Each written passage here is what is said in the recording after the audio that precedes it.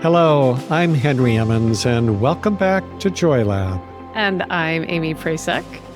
We are in our element of confidence right now, and we're digging into the step of cognitive diffusion, or unhooking from our thoughts, as a really important strategy to build confidence.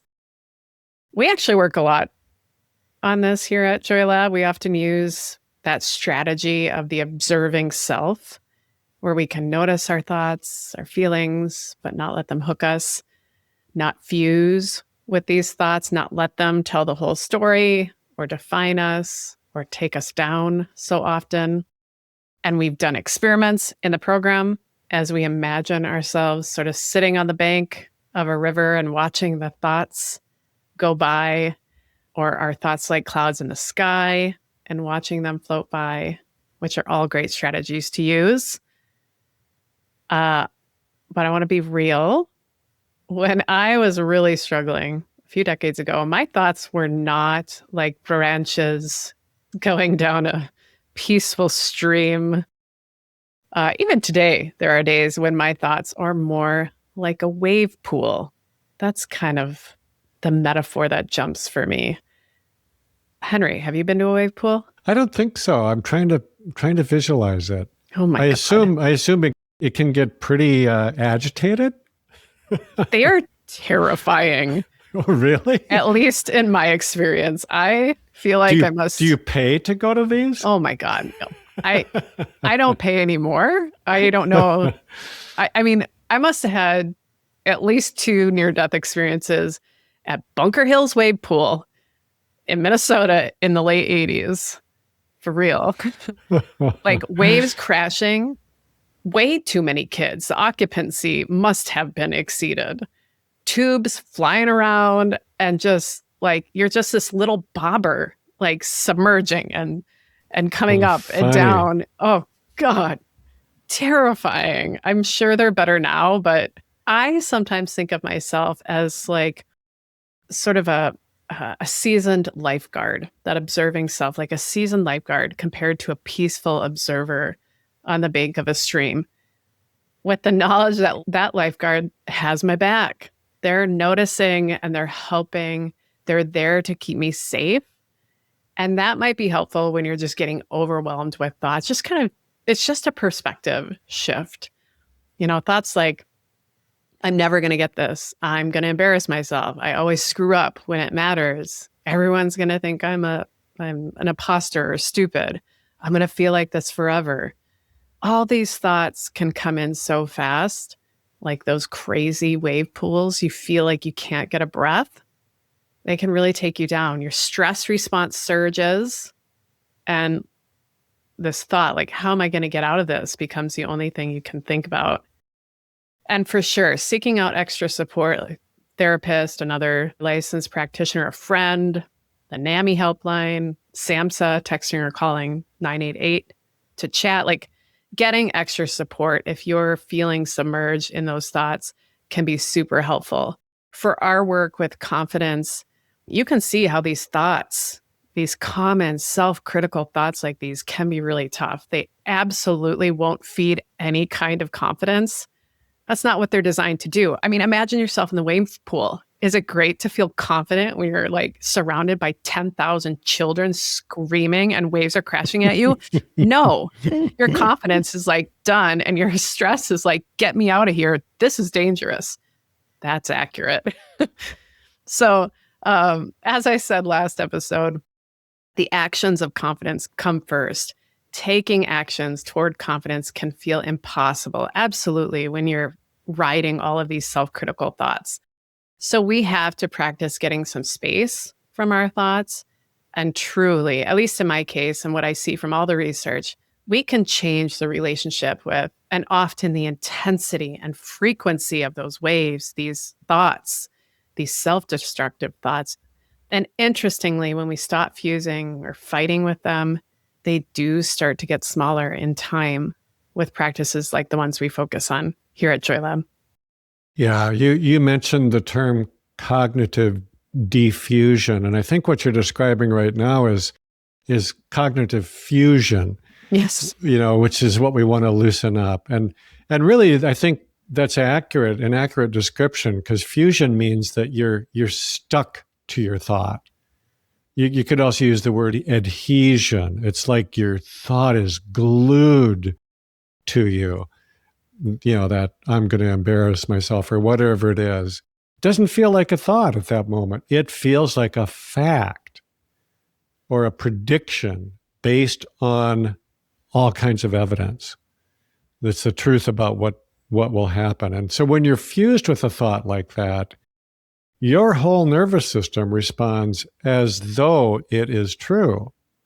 Your heart rate rises, your palms get sweaty, you start making decisions based on that fused belief, like avoidance or canceling plans or not speaking up. But the thought is not the reality. It is just a thought. Your brain generated it, probably based on past experience or fear or patterns that have gotten ingrained, but it is not a fact about the future. It's just a thought that has you very tightly in its grip in that moment. So cognitive defusion is this process of loosening the grip that thought has on you. It is creating some space between you and the thought. And the space is where you can get some freedom from it. When you defuse yourself from a thought, you're basically saying, this is a thought I'm having. It is not the truth. It is not a prediction. It is just neural activity in my brain. And I think what's remarkable is that the moment you create that space, the thought loses most of its power. Even if it doesn't go away, it can still be there, but because you are no longer fused with it, you don't treat it as the truth. This is really different from trying to think positive thoughts or trying to challenge whether the thought is true. And those are strategies that they have been proven to be helpful sometimes. I'm not dissing those strategies at all. But I think that this practice of defusion is more fundamental because you're not fighting the thought, you are truly changing your relationship with it. So think of it like this. If you're sitting in a theater watching a scary movie and you forget that it's a movie, you can really feel terrified. But the moment you remember, oh, that's right, this is just a movie. These are actors. This isn't real. It allows you to relax. And the images are the same. The image on the screen is the same, but your relationship to them has changed. And I think that's what we mean by defusion. Yeah. Defusion gives us the bigger perspective. We can see that we have thoughts, but we are more than our thoughts. In acceptance and commitment strategies, there's this distinction between self as content and self as context. I think this is really interesting. So self as content is our perspective when we're stuck in that wave pool. We're like in all the waves. Waves of self-judgment are hitting us, waves of past mistakes, waves made up of these generalized stories we tell ourselves, like, I always screw this up. I'm going to feel like this forever. Nobody gets me, etc. All these big waves that are nearly impossible to constantly swim through, and they're all that we can see. And to keep going with this wave pool metaphor, there are lots of stress reduction techniques that can help us when we're stuck in that pool, but they're kind of like just inner tubes. We're able to ride those waves better.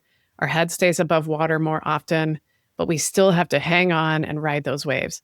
So those are not worthless practices, but we can also get a bit more space from the waves, a bit more relief. That's the point of this diffusion. And self as context, as opposed to content, self as context is one of those strategies, really. It's that observing self or that lifeguard role. With self as context, you can watch and say, whoa, those are big waves. Ooh, I've seen that wave before. Or, every time that wave hits, I respond like this. So you in that role, you can see it. You can see the bigger picture, the context. There's you, but there's also what's happening around you. You're more than those thoughts. And with that space, you can give yourself some true support. You can maybe see, it's okay. You're safe. These waves are uncomfortable, but they're going to die down. Or you might blow the whistle and make a change. You could throw yourself a tube. Maybe you need to get out of the pool, get out of the situation for a bit. And you can do that without berating yourself for quitting or giving up, but with the self-compassion and wisdom that a bit of extra space and a bit of support is offered you. And maybe you go back into the pool after you dry up and fuel up, after 30 minutes for digestion. And that's our power right there. You're noticing in that bigger perspective, in that bigger context. It allows you to see what's really happening, and then you can take much wiser actions and build your sense of confidence. Mm-hmm. Yeah, I really like your metaphor about stress management techniques and being like an inner tube. It's a life raft or something. Yeah. Super important at times, really helpful. And yet it's not necessarily fundamentally changing the relationship. So let me dig into that a little bit more. I think stress management is great. And sometimes, it's just so helpful doing breathing exercises, meditation exercise, sleep. I mean, obviously, these things are all super important, can be really helpful. And they do allow us to kind of feel calmer. The nervous system can calm down. It gives you more resources, which, we do need more inner resources. But if we're relying only on that, we're still in a reactive mode. We're still trying to manage, reduce the discomfort. And it's an awful lot of work. It just is. I know, I've been there and I've done it for a long, long time. And it works until it doesn't. Until you're in a situation where you cannot breathe your way out of or exercise your way out of. The waves are just too big for those inner tubes. And I do think that what we're talking about with diffusion is a different thing. It's a different level. Because when we can defuse, when we can separate ourselves from this thinking mind that we have, then we're not trying to just reduce the discomfort. We're not trying to make the thoughts go away.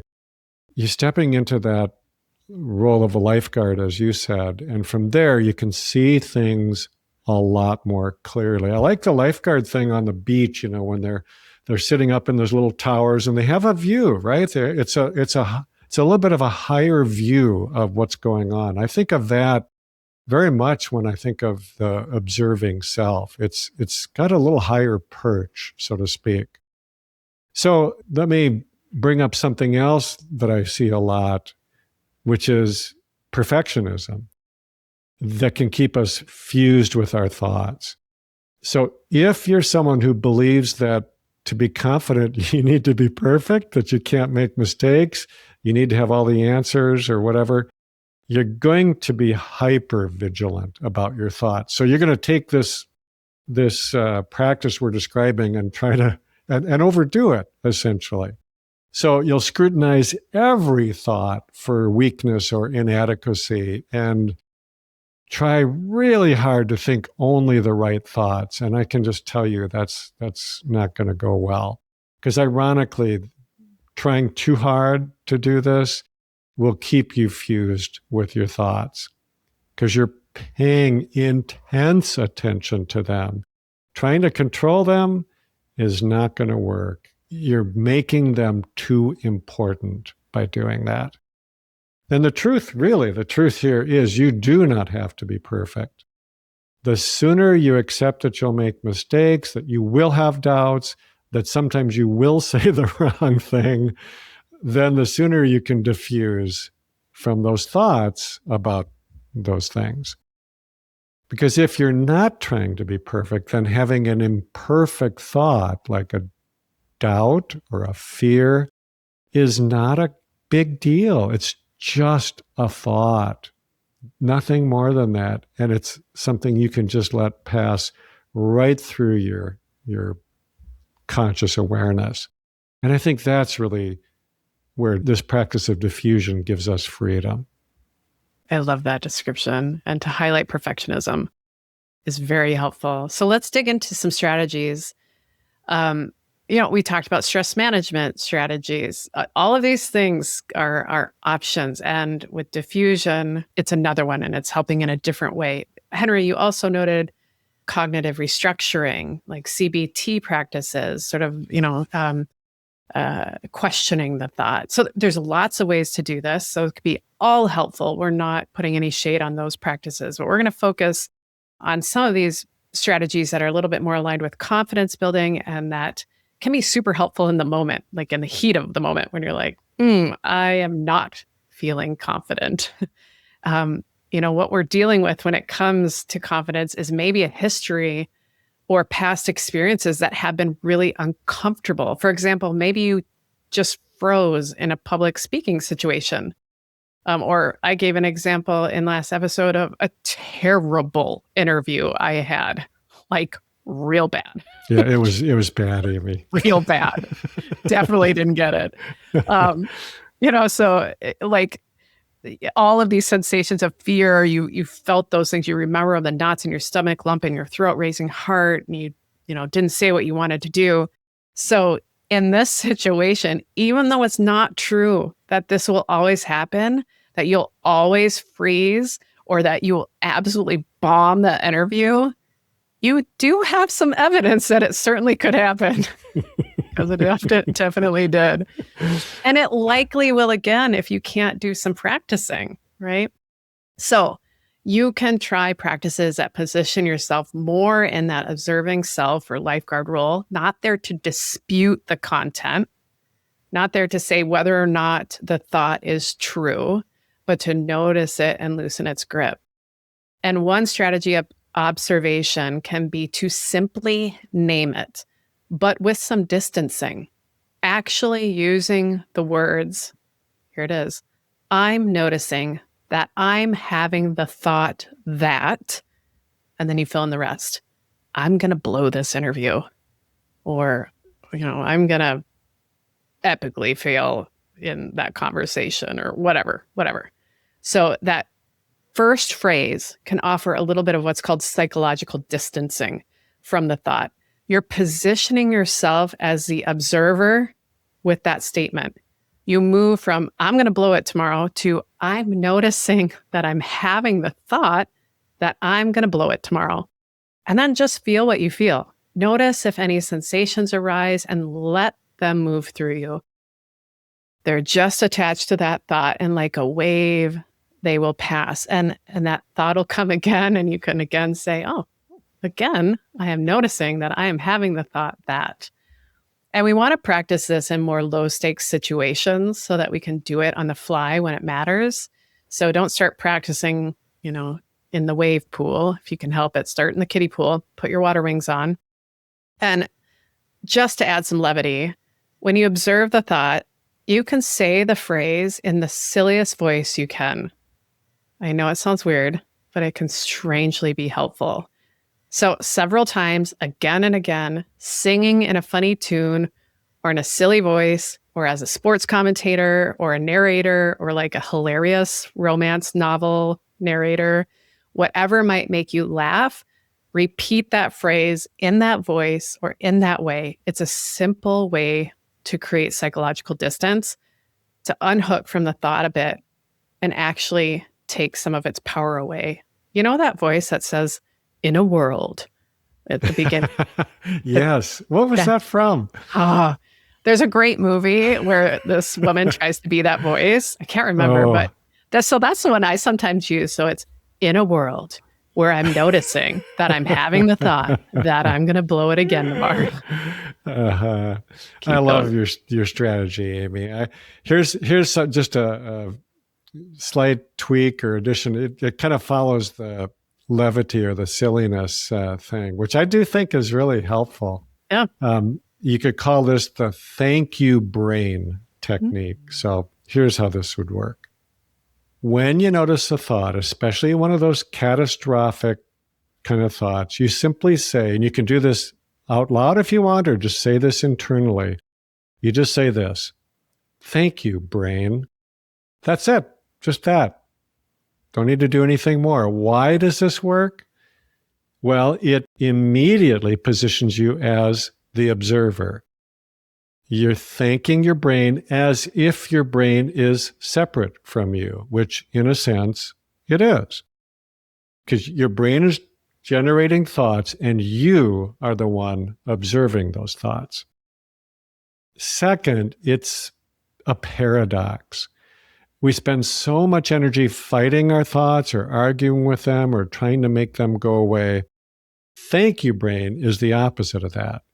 You're acknowledging the thought without resisting it. And resistance actually keeps you fused with the thought. Acceptance, which you're doing here, creates that space we've been talking about. And then third, there's something a little bit humorous or funky about this. And you can even add a little tone of appreciation. Oh, brain, you're trying so hard to protect me. Thank you, brain. And there's just that little hint of humor, a little shift in tone is diffusing it right then and there. So here's an example. Let's say you're about to give a presentation and the thought arises, everyone's going to see that you don't know what you're talking about. So instead of arguing or trying to suppress it, you can just say, thank you, brain. I see that you're trying to protect me from humiliation. I appreciate that. And then you take a breath, you walk up to the podium, you give your presentation. The thought is still there.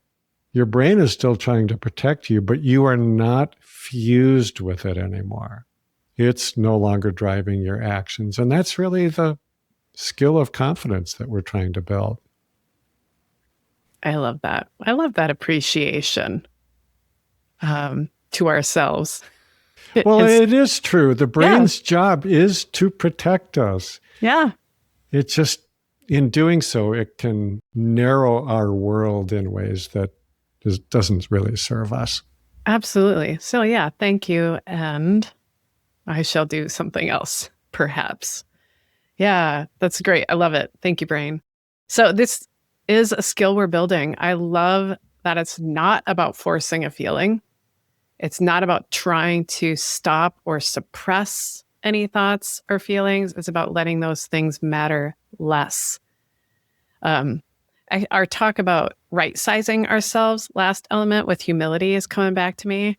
There's something about letting these thoughts kind of right-size themselves, take up the space they need, no more, no less, and then let them make their way out as well. And that space, that energy that opens up to us gives us some room to take some actions to build up our confidence. We can choose where to put our energy. So we'll get into that a lot more next episode as we dig into our values, what we care about, so that we can make choices and take action and build up our skill of confidence and the feelings that come from that. To close our time today, I want to share some wisdom from Eckhart Tolle describing why this power, this skill of diffusion is so important. Here's what he wrote. The mind is a superb instrument if used rightly. Used wrongly, however, it becomes very destructive. To put it more accurately, it is not so much that you use your mind wrongly, you usually don't use it at all. It uses you. Thank you for listening to the Joy Lab podcast. If you enjoyed today's show, visit joylab.coach to learn more about the full Joy Lab program. Be sure to rate and review us wherever you listen to your favorite podcasts. Please remember that this content is for informational and educational purposes only. It is not intended to provide medical advice and is not a replacement for advice and treatment from a medical professional. Please consult your doctor or other qualified health professional before beginning any diet change, supplement, or lifestyle program. Please see our terms for more information.